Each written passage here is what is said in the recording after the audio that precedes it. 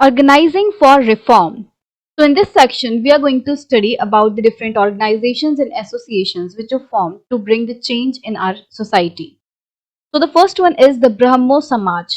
The Brahmo Samaj, formed in 1830, prohibited all forms of idolatry and sacrifice, believed in the Upanishads and forbade its members from criticizing other religious practices. तो ये जो ब्रह्मो समाज है ये 1830 में start हुआ था और इसका मेन एम क्या था कि जो आइडोलेट्री है और जो सेक्रीफाइस है, आइडोलेट्री मतलब कि मूर्तियों की पूजा करना और सेक्रीफाइस मतलब एक तरीके से बलिदान दिया जाता है ना, जानवरों की जैसे एक तरीके से जान ली जाती है बलिदान के नाम पर, धन के नाम पर, तो उन सभी चीजों का जो है इस एसोसिएशन ने विरोध किया।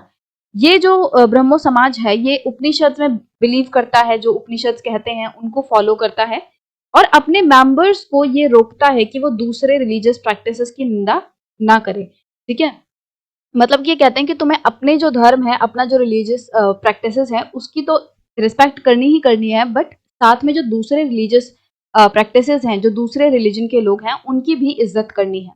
It critically Drew upon the ideals of religion specially of Hinduism and Christianity. तो जो ब्रह्मो समाज है वो मेनली जो रिलीजियस आइडियाज हैं स्पेशली हिंदुइज्म और क्रिश्चियनिटी उनको फॉलो करता है, looking at there negative and positive dimensions. अब ऐसा नहीं है कि एकदम आंख बंद करके सारे जो रिलीजियस प्रैक्टिसेस हैं उन्हें ये फॉलो करते हैं। ये हिंदुइज्म और मेनली क्रिश्चियनिटी इन दोनों धर्मों के मेन नेगेटिव्स पॉजिटिव सबको ध्यान में रख के ये फॉलो करते हैं। Derozio and Young Bengal. Henry Louis Vivian Derozio, a teacher at Hindu College, Calcutta in the 1820s, promoted the radical ideas and encouraged his pupils to question all authorities.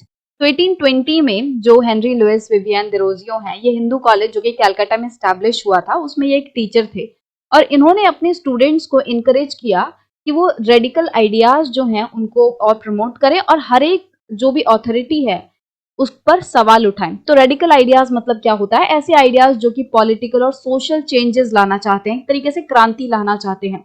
तो अपने स्टूडेंट्स को कहते थे कि तुम्हें जो भी चीज लग रही है, जो भी ऑथोरिटी लग रही है, उस पर तुम सवाल उठाओ कि वो क्यों है, क्या है, किस लिए है। हर चीज पे सवाल उठाओ, तभी जाके तुम जो है उसको अच्छे से समझ पाओगे और अगर कुछ गलत लगे तो उसमें चेंज ला पाओगे। Referred to as the Young Bengal movement, his students attacked tradition and custom, demanded education for women, and campaigned for the freedom of thought and expression.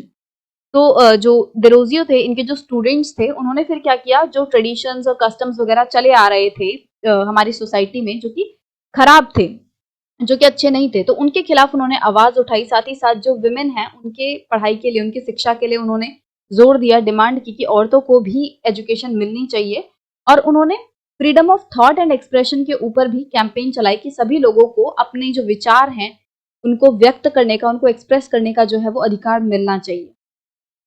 The Ramakrishna mission and Swami Vivekananda. Named after Ramakrishna Paramhansa, Swami Vivekananda's guru, the Ramakrishna mission stressed the ideals of salvation through social service and selfless action.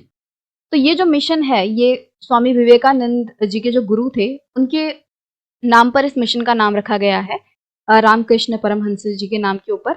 और इस mission का जो main M था वो एक तरीके से इस बात पर स्ट्रेस करना था कि हम जो मुक्ति है, जो सेल्वेशन है, वो social service and selfless action से पा सकते हैं। कि मतलब जब हम दूसरों की मदद करेंगे, दूसरों के बारे में सोचेंगे, सिर्फ अपने बारे में नहीं सोचेंगे, तब हम जाके जो है मुक्ति पा सकेंगे।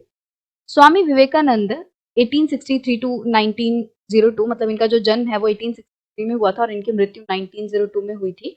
इनका जो ओरिजिनल नेम था वो नरेंद्र नाथ दत्ता था और इन्होंने क्या किया, इन्होंने अपने जो गुरु थे रामकृष्ण परमहंस, उनसे जो इन्होंने सीखा था उसको, और अपना जो इनका मॉडर्न आउटलुक था, अपना इनका जो दुनिया को देखने का नजरिया था, उससे और अपने गुरु की जो शिक्षा है उन चीजों को जोड़ के उन्होंने अपनी टीचिंग्स को पूरे वर्ल्ड में जो है वो स्प्रेड किया। After hearing him in the World Parliament of Religions at Chicago in 1893, the New York Herald reported, "We feel how foolish it is to send missionaries to this learned nation."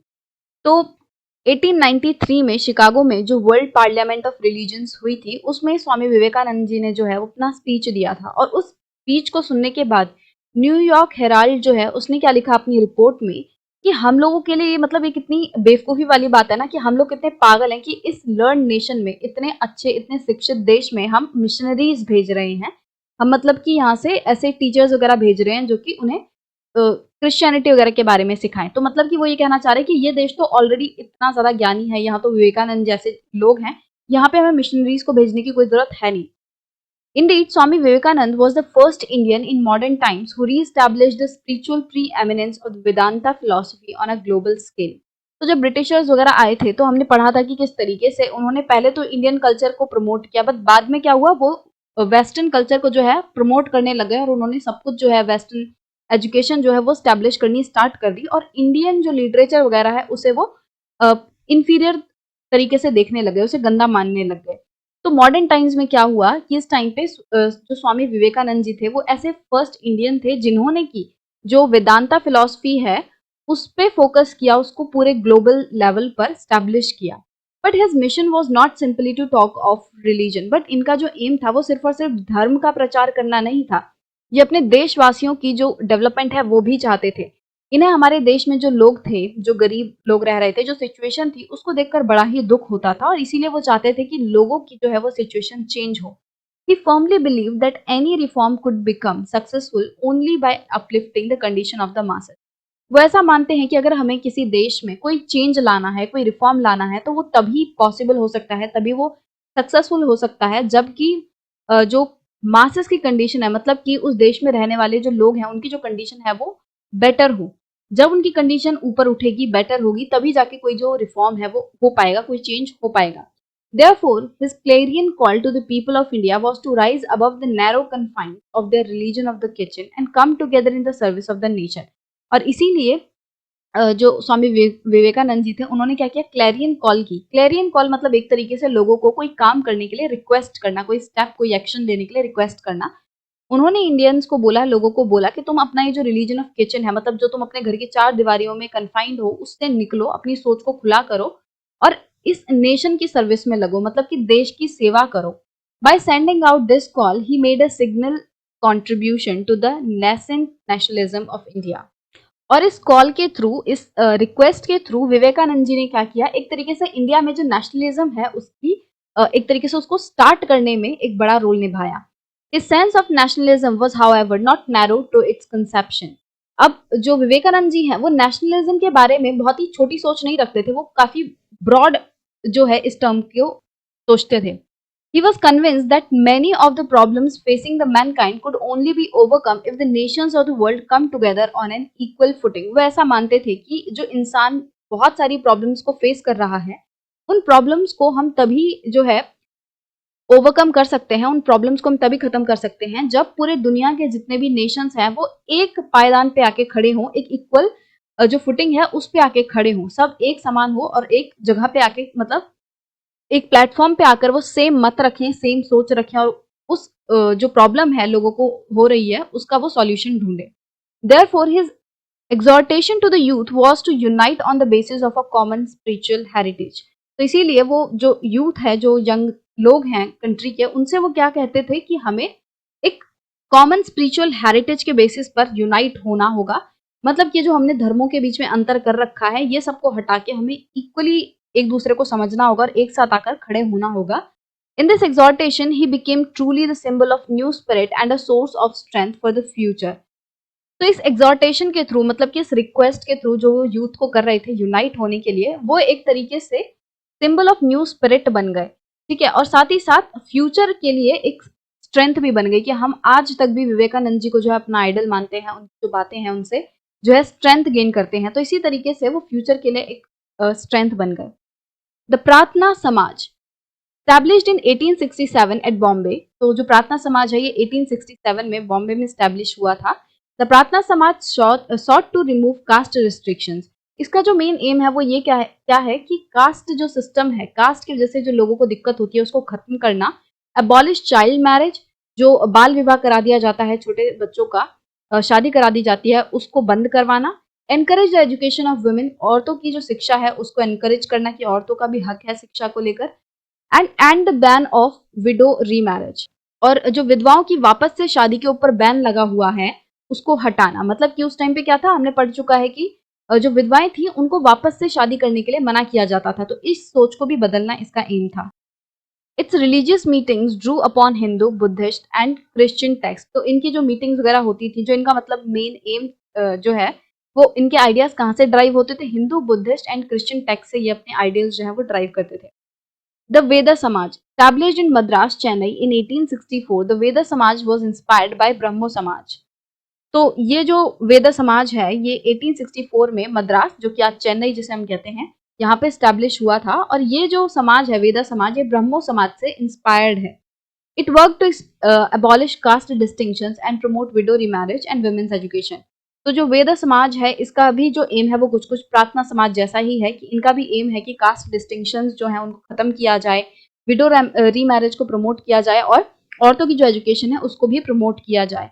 It's members believed in one God. Veda Samaj के जो members हैं, जो लोग हैं, वो ये मानते हैं कि एक ही भगवान है, मतलब कि भगवान सबका एक ही है। जो होता है ना कि सबका मालिक एक, भगवान में कोई डिफरेंस नहीं है। They condemned the superstitions and rituals of orthodox Hinduism. तो जो ऑर्थोडॉक्स हिंदुइज्म है उसमें जो अंधविश्वास चले आते हैं, जो रिचुअल्स जो कि लोगों के लिए खराब हैं, ऐसे रिचुअल्स, ऐसे सुपरस्टिशंस का ये क्रिटिसिज्म करते हैं, उनका अपोज करते हैं। Now the Aligarh movement, the Mohammedan Anglo-Oriental College, founded by Sayyid Ahmad Khan in 1875 at Aligarh, later became the Aligarh Muslim University। तो सैयद अहमद खान ने 1875 में अलीगढ़ में एक मोहम्मदन एंग्लो ओरिएंटल कॉलेज जो है वो स्टैब्लिश किया था, फाउंड किया था, और बाद में इस कॉलेज को अलीगढ़ मुस्लिम यूनिवर्सिटी के नाम से जाना जाता है। The institution offered modern education including western sciences to the Muslims. और ये जो इंस्टीट्यूशन है ये मुस्लिम्स को मॉडर्न एजुकेशन और जो वेस्टर्न साइंसेज हैं उनकी शिक्षा देता है। The Aligarh movement as it was known had an enormous impact in the area of educational reform. तो ये जो मूवमेंट थी इस कॉलेज के द्वारा चलाई गई थी, इसका जो इम्पैक्ट है वो एजुकेशन के एरिया में हुआ था। मतलब कि एजुकेशनल रिफॉर्म लाने में इस मूवमेंट ने काफी रोल निभाया। The Singh Sabha movement, reform organisations of the Sikhs. ये जो नाम से ही आप देख सकते हैं, ये जो मूवमेंट है वो जो सिख थे उन्होंने ये जो मूवमेंट है वो स्टार्ट की थी। द फर्स्ट सिंह सभाज वो formed at Amritsar in 1873 and at Lahore in 1879। तो जो फर्स्ट सिंह सभा थी वो 1873 में अमृतसर में शुरू हुई थी और एट लाहौर 1879 में लाहौर में शुरू हुई थी। The Sabha sought to rid Sikhism of superstitions. तो ये सभा का मेन एम क्या था कि सिखिज्म में जो अंधविश्वास लोग फॉलो करते हैं उनको हटाना, कास्ट डिस्टिंक्शन जो है उसको भी हटाना, और practices seen by them as non Sikh, और वो उन प्रैक्टिसेस को सिखिज्म से हटाना जो कि नॉन सिख वो लोग मानते थे। कि मतलब कि उस टाइम पे ऐसा होगा कि जो सिख लोग हैं बहुत सारी ऐसी प्रैक्टिसेस फॉलो करते होंगे जो कि सिखिज्म में नहीं की जाती, तो उन प्रैक्टिसेस को भी हटाना। They promoted education among the Sikhs. ये जो सभाज थी इनका मेन एम ये भी था कि सिखों में जो एजुकेशन है उसको बढ़ाया जाए, ज़्यादा से ज़्यादा लोग एजुकेटेड हों, often combining modern instructions with Sikh teachings. और जो एजुकेशन है वो किस तरीके से प्रोवाइड की जाए कि जो मॉडर्न इंस्ट्रक्शंस हैं, जो मॉडर्न साइंसेज वगैरह हैं, उनकी नॉलेज भी दी जाए, और जो सिख टीचिंग्स हैं, जो सिख गुरुओं की जो टीचिंग्स हैं वो भी लोगों को पढ़ाई जाए। Right, so with this we have come to the end of our chapter number 8 of class 8 history. I hope you like this video. If you do, then please give it a thumbs up. And if you're new to the channel, then please subscribe it and don't forget to press the bell icon so that you never miss an update. So we will meet in the next video with a new chapter. Till then, bye bye.